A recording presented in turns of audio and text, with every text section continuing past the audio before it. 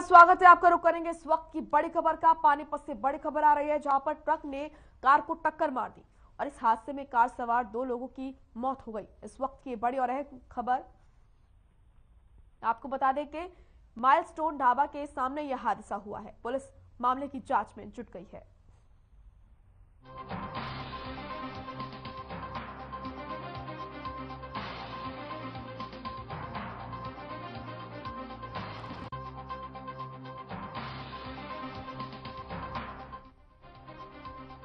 तो पुलिस इस मामले की जांच में जुट चुकी है। हादसे में कार सवार 2 लोगों की मौत बताई जा रही है।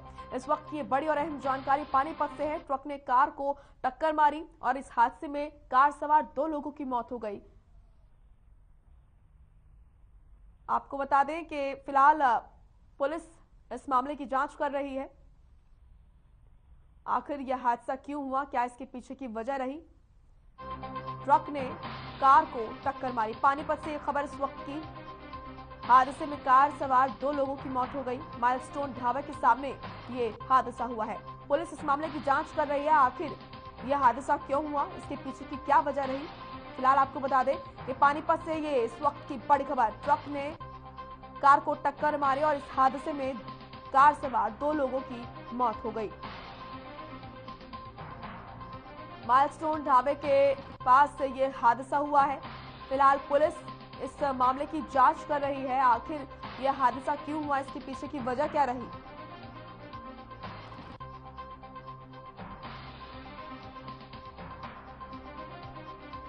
प्रवीण भारद्वाज हमारे सहयोगी जुड़ चुके हैं ज्यादा जानकारी के साथ।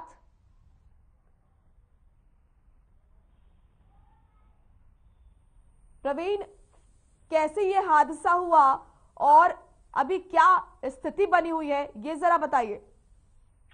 जी देखिए, सुबह का ये हादसा है। जो विशाल था वो सफेदों का रहने वाला है। अपनी पत्नी सहित वह ड्राइवर को गाड़ी के साथ शादी समारोह में शरीक होने के लिए दिल्ली गया था और सुबह के समय जब वापसी अपने घर के लिए लौट रहा था तो समालका के पास पीछे से आ रही गाड़ी ने उनकी जो गाड़ी है उसको टक्कर मार दी, जिसमें मौके पर ही विशाल और ड्राइवर की मौत हो गई है। फिलहाल जो पत्नी थी वो साथ में थी और विशाल की पत्नी वो है सदमे में है। फिलहाल दोनों के शवों को पुलिस ने कब्जे में लेकर पानीपत के सामान्य अस्पताल में पोस्टमार्टम के लिए भिजवाया। परिजन भी मौके पर पहुंच गए हैं। जांच पड़ताल पुलिस द्वारा की जा रही है। प्रवीण, यह हादसा क्यों हुआ, क्या इसके पीछे की वजह बताई जा रही है। जी देखिए, बताया जा रहा है कि समालका के पास का यह हादसा है, जहां पर जो विशाल था वो गाड़ी सहित अपने ड्राइवर के साथ शादी समारोह से लौट रहा था। अचानक गाड़ी रोकी थी और गाड़ी को जो वो चेक कर रहे थे तो पीछे से आ रहे जो ट्रक है, बताया जा रहा है कि उसने दोनों को टक्कर मार दी, जिससे कि उनकी मौके पर ही मौत हो गई है। फिलहाल इस मामले में पुलिस द्वारा जो है वो जांच की जा रही है। महिला जो इस हादसे में घायल हुई है, उसकी क्या स्थिति इस वक्त बनी हुई है। जी देखिए, महिला को मामूली चोटें हैं, वो ज्यादा गंभीर नहीं है, लेकिन जो हादसा हुआ है उससे वो कहीं ना कहीं सदमे में है और पानीपत के सामान्य अस्पताल में उनका भी इलाज करवाया जा रहा। चलिए, शुक्रिया आपका प्रवीण तमाम महत्वपूर्ण जानकारी देने के लिए। तो ये बेहद दुखद हादसा पानीपत में, जहां पर ट्रक ने कार को टक्कर मार दिया और कार सवार 2 लोगों की इस हादसे में मौत हो गई। फिलहाल जो कार सवार महिला थी उसकी हालत ठीक बताई जा रही है, स्थिर बताई जा रही है। फिलहाल सदमे में है महिला। वहीं चंडीगढ़ में मटका चौक पर बाबा लाभ सिंह का धरना खत्म करवाने आपको बता दें कि देर रात किसान नेता राकेश टिकैत पहुंचे। इस दौरान उन्होंने बाबा लाभ सिंह का आंदोलन की एक अचूक कड़ी बनने का धन्यवाद किया। वो 1 साल से नंगे पांव चल रहे राजन बैंड्स को भी उन्होंने जूते पहनाए। उन्होंने साफ किया कि आंदोलन में युवाओं ने जो भूमिका निभाई है उसे भुलाया नहीं जा सकता। वहीं इस दौरान किसानों की जीत पर जमकर डांस किया।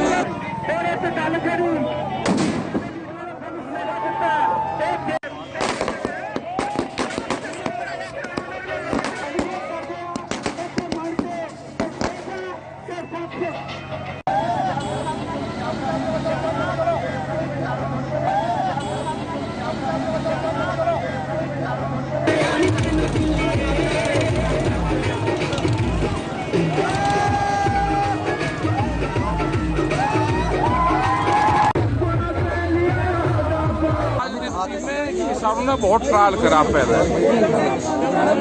वो सक्सेसफुल नहीं हो पाया।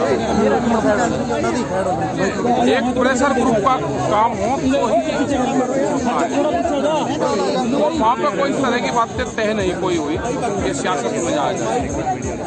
अभी क्या होता है, अरे वे तो वो काम करते हैं ना, वे तो भड़का रहे आंदोलन प्रेशर। किसानों की खुशी का ठिकाना नहीं है।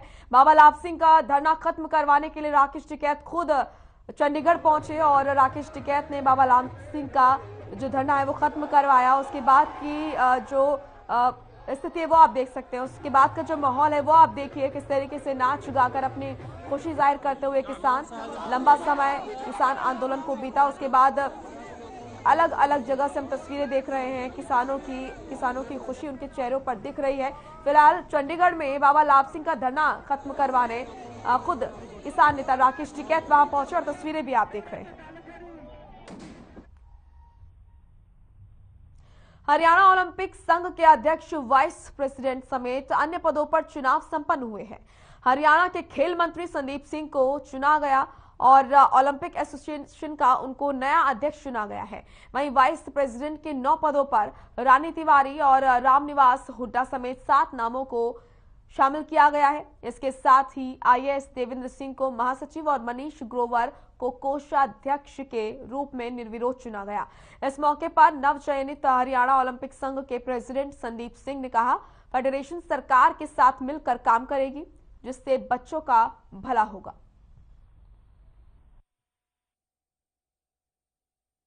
ओलंपिक संघ के प्रेसिडेंट के लिए, सेक्रेटरी के लिए और ट्रेजरर के लिए अनअपोज्ड तीनों पोस्ट गई हैं और वाइस प्रेसिडेंट के लिए 9 पोस्टें हैं जो हमारी आई हैं। इसमें वाइस प्रेसिडेंट में लगभग 14 लोगों ने भरा था, उसमें से 9 लोगों को चुना गया। तो इसमें जो रूल है उस रूल के हिसाब से इलेक्शंस हुए हैं। इसमें एचओए के ऊपर एडमिनिस्ट्रेटिव लगे हुए थे और रिटायर्ड जस्टिस उनको देख रहे थे, तो उन्होंने ये सारा उनकी लुक आफ्टर में ये सारा हुआ है और कोर्ट की प्रक्रिया के द्वारा सारा कुछ किया गया। हरियाणा ओलंपिक संघ के प्रेसिडेंट के लिए, सेक्रेटरी के लिए और ट्रेजरर के लिए अनअपोज्ड तीनों पोस्ट गई हैं और वाइस प्रेसिडेंट के लिए 9 पोस्टें हैं जो हमारी आई हैं। इसमें वाइस प्रेसिडेंट में लगभग 14 लोगों ने भरा था, उसमें से 9 लोगों को चुना गया। तो इसमें जो रूल है उस रूल के हिसाब से इलेक्शंस हुए हैं। इसमें एचओए के ऊपर एडमिनिस्ट्रेटिव लगे हुए थे और रिटायर्ड जस्टिस उनको देख रहे थे, तो उन्होंने ये सारा उनकी लुक आफ्टर में ये सारा हुआ है और कोर्ट की प्रक्रिया के द्वारा सारा कुछ। हरियाणा के परिवहन और खनन मंत्री मूलचंद शर्मा ने सेक्टर 62 में मार्केट के लिए बनाई जा रही पार्किंग के कार्य का शिलान्यास किया, जहां स्थानीय लोगों ने उनका जोरदार स्वागत किया। इस मौके पर हरियाणा शहरी विकास प्राधिकरण के अधिकारी और सेक्टर वासी मौजूद रहे। लोगों को संबोधित करते हुए कैबिनेट मंत्री मूलचंद शर्मा ने कहा कि बल्लभगढ़ क्षेत्र में लगातार विकास कार्य करवाए जा रहे हैं, चाहे वो पार्कों का सौंदर्यीकरण हो या फिर सड़कों की बात। सब विकास कार्य लगातार चल रहे हैं और इन्हें पूरा करवाया जाएगा। उन्होंने कहा कि हमने लोगों की समस्याओं को नजदीक से देखा है और उन्हें दूर करना हमारा फर्ज है।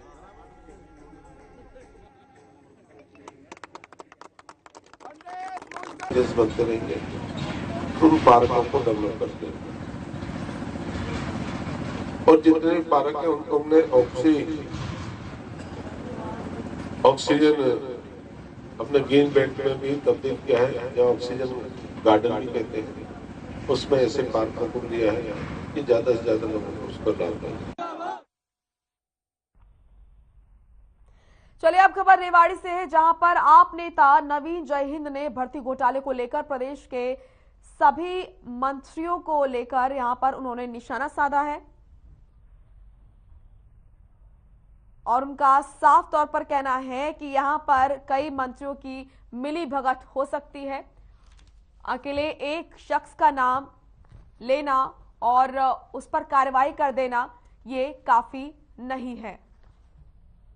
लाख वैकेंसी खाली हैं अलग अलग। रेवाड़ी के जिले के कम से कम 1.5 से 2 लाख बच्चे पेपर देते हैं, अलग अलग भर्तियों के लिए एग्जाम देते हैं। हरियाणा के टोटल 30 लाख बच्चे, लड़के लड़कियां एग्जाम देते हैं अलग अलग डिपार्टमेंट्स में। हरियाणा गवर्नमेंट में करीब 5 लाख वैकेंसी खाली हैं अलग अलग डिपार्टमेंट में। थोड़े दिन पहले आपने देखा होगा कि एचपीएससी में अनिल नागर के पास से करीब 2 करोड़ रुपए सूटकेस में मिले हैं। अब यह सरकार कहती है कि हमारा सारा काम, सरकार का सारा काम ईमानदारी से होता है, कोई भ्रष्टाचार नहीं होता। सारी भर्तियां ईमानदारी से होती हैं, कोई भ्रष्टाचार नहीं होता। मैं ये कहता हूं कि गुरु वहीं आम आदमी पार्टी के पूर्व प्रदेशाध्यक्ष नवीन जयहिंद भर्तियों में घोटाले के मामले में 17 दिसंबर को समर्थकों के साथ चंडीगढ़ में मटका चौक पर प्रदर्शन करेंगे। इससे पहले वो पंचकुला में एचपीएससी कार्यालय के सामने विरोध दर्ज करा चुके हैं।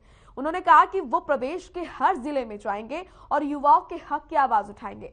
उन्होंने हरियाणा में बेरोजगारी का मुद्दा जोर शोर से उठाया। जयहिंद ने कहा कि एचटेट की परीक्षा में भी गड़बड़ी की संभावना है। अगर एचटेट में गड़बड़ी हुई तो वो प्रदेश स्तर का आंदोलन करेंगे। नवीन जयहिंद ने रोहतक की पंडित लक्ष्मीचंद स्टेट यूनिवर्सिटी में गजेंद्र चौहान को वीसी बनाए जाने पर भी सवाल खड़े किए हैं। तो मैं ये कह रहा हूं, इनके एमएलए आदमी था, कितना महान आदमी था। उस यूनिवर्सिटी का नाम दादा लक्ष्मीचंद है, उसमें वीसी लगा दिया। वो गजेंद्र जो कि 6 ग्रेड फिल्मा का हीरो है, उसको लगा दिया वीसी। कलाकार लगाना, क्या कलाकार भाई? उस तो बड़ी हरियाणा में कलाकार हैं। हरियाणा के मर के थे कलाकार सारे के सारे। वो उससे पहले उस पर इतनी कंट्रोवर्सी हो रही है, वो इस वाइस चांसलर पे, मतलब सारा कूड़ा करकट हाड़ा हरियाणा में समाया जागा के। दादा लक्ष्मीचंद के बारे में क्या जाना है? वो गीता बहादुर के कसम खा जा। यासीन में डिग्री कॉलेज जुनू में आयोजित गीता जयंती समारोह में हरियाणा के पूर्व गौ सेवा अध्यक्ष भानीराम ने दीप प्रज्वलित कर कार्यक्रम का शुभारंभ किया। वहीं इस अवसर पर भानीराम ने कहा कि गीता दुनिया की आध्यात्म, संस्कृति, धर्म के कारण मानवता को जीने की राह सिखाती है। गीता हमें कर्म करने की प्रेरणा देती है, जीवन जीने को सिखाती है, जीवन जीने की राह और संस्कार सिखाती है। गीता हमें नए प्रेरणा देती है और जीवन की दिशा दिखाती है। वहीं इस मौके पर अतिरिक्त उपायुक्त डॉक्टर सुबिता ढाका ने कहा कि भागवत गीता में भी भगवान श्री कृष्ण ने बताया है कि हम और आप कर्तव्य को पूरी एकाग्रता से करें, लेकिन उसके फल के बारे में चिंता ना करें। उन्होंने कहा कि गीता में निष्काम कर्म करने का बल दिया गया है।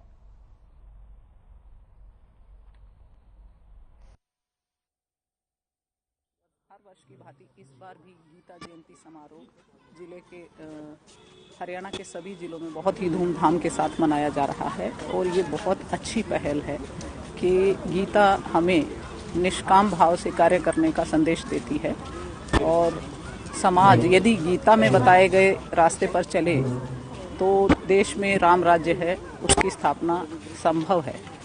ऐसा है अंतर्राष्ट्रीय गीता महोत्सव पर जो पूरे हरियाणा में क्या पूरे विश्व में जो चल रहा है और ये देन भी हरियाणा से ही है। हमें इस बात का भी गर्व और सौभाग्य है कि जो अंतर्राष्ट्रीय गीता महोत्सव के कार्यक्रम मनाए गए उसकी शुरुआत हरियाणा से हुई और गीता का जो सारा उपदेश हुए वो भी हरियाणा के कुछ क्षेत्र से हुए। ये भी हमें मतलब बड़ा अच्छा है कि भी हम हरियाणा के उस प्रदेश के लोग हैं जहाँ ये गीता का उपदेश जिस देश प्रदेश में दिया गया है।